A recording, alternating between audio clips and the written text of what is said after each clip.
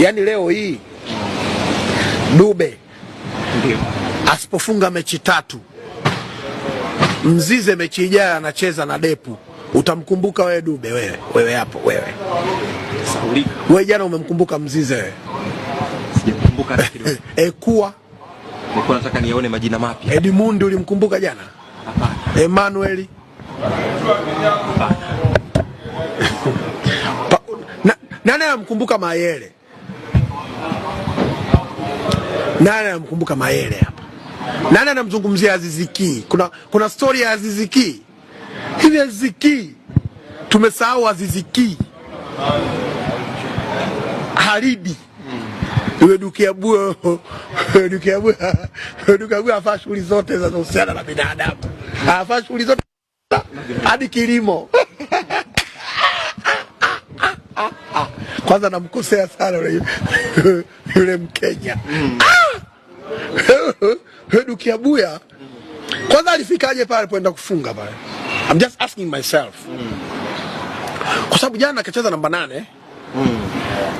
Ndio, afu Damaro akawa 6. Ndio. Kwa hiyo si namba 6 yule Dukia.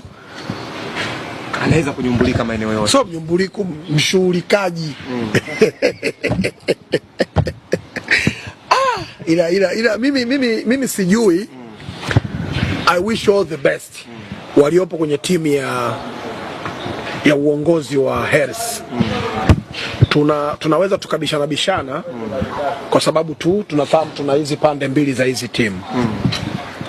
Lakini Harris anajitahidi kuweka watu sahihi maeneo sahihi.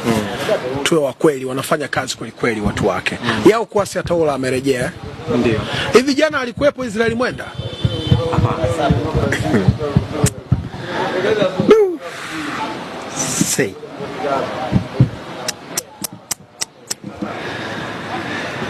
Tunaweza tukasema Engineer Harris ni kiongozi bora katika miaka hii 10 iliyopita Tanzania wa mpira. Iliyopita na ijayo?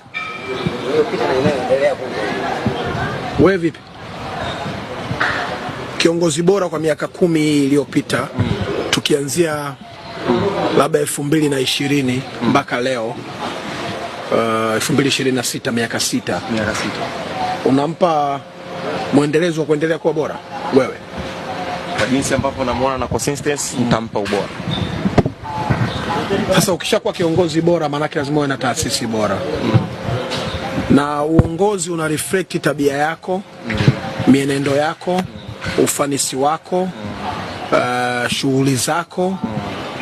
Inawezekana na mapungufu 70%, ila yatafunikwa na mafanikio anayoyapata.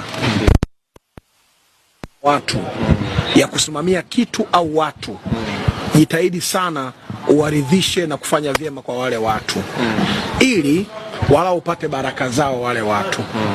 Mimi binafsi I wish him all the best katika kuisimamia Yanga Afrika, kwa sababu Yanga inavyoendelea kuwa kubwa maana yake na Tanzania inakuwa kubwa.